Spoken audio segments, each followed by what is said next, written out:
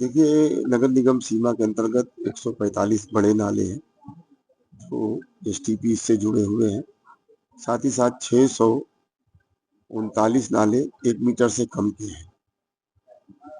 इन सारे नालों को 145 नालों का टेंडर हुआ है, लगभग 10 करोड़ रुपए की लागत से। उन नालों की सफाई 100% हो चुकी है। दोबारा उस पर काम चल रहा है। जैसे-जैसे सील्ड पीछे से बह कर के आती है, तो दोबारा भी उस पे सफाई का काम निरंतर चल रहा है।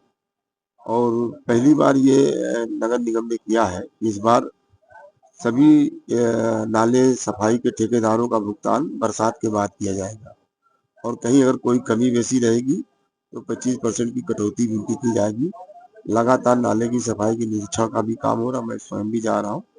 639 नाले जो स्वास्थ्य विभाग के द्वारा जो 1 मीटर से कम है, मैन पावर के द्वारा वो गलियों के नाले हैं, उन सबको कराया जा रहा है। लगभग 384 नालों पर वो पूर्णतः सफाई हो चुकी है। बाकी में काम 50%, कहीं कहीं 60%, कहीं 70% इस तरीके से। तो उन 639 नालों की सफाई के लिए 700 कर्मचारी उसमें लगाए गए हैं और जो क्रमशः वो साफ करते जाते हैं। तो बरसात के पहले लगभग हम लोग जो बड़े नाले हैं उनको 100% हम लोगों ने सफाई कर लिया है।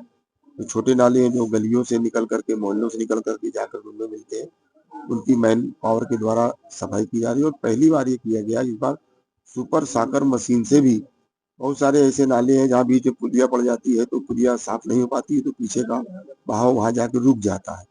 तो पुलियों को भी सुपर साकर के माध्यम से, उस मशीन के माध्यम से भी सफाई कराई जा रही है। कई जगह ऐसे हैं जहाँ पर जल भराव की समस्या बहुत पहले से ही रही, जैसे दास टाउन है, टैगोर टाउन है, रामबाग है, माई कगाग इत्यादि इन क्षेत्रों में भी विशेष प्रबंध किए गए हैं। वहाँ पर पंपिंग सेट भी खड़े किए गए हैं कि आपात स्थिति में उनको भी चालू करके पानी को निकालने का काम किया जाएगा। साथ ही साथ जो हमारे पंपिंग स्टेशन हैं, जो पंप करके पानी जो है भेजने का काम करते हैं, उनका भी सब रिनोवेशन का काम हो गया है। उसकी क्षमता भी हम लोग पहले से बढ़ाए हैं इस बार। कई नए पंप भी उसमें लगे हुए हैं।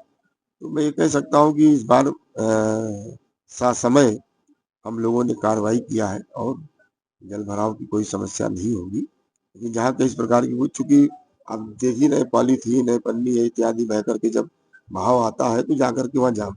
तो ऐसे मुहाने पर भी हम लोगों ने लाइटिंग की भी व्यवस्था कराई है, ताकि रात में बरसात अगर हुई और वहां जाके पन्नी फंस गया तो जो निकालने वाला कर्मचारी उसको दिखाई पड़े। तो लाइटिंग की भी ऐसे ऐसे मोर्चों पर लाइटिंग की भी व्यवस्था कराई गई है, बैरिकेटिंग की भी व्यवस्था कराई गई है, ताकि किसी प्रकार कोई दुर्घटना को रोका जा सके।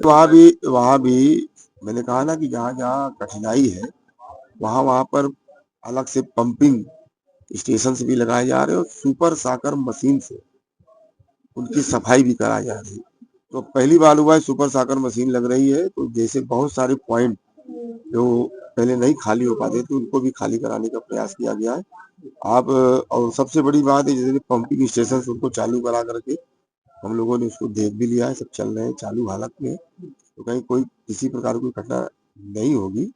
बाकी प्रकृति है, अब एक साथी कोई पूरा पानी आ जाएगा तो उसको भी देखा जाएगा। बाकी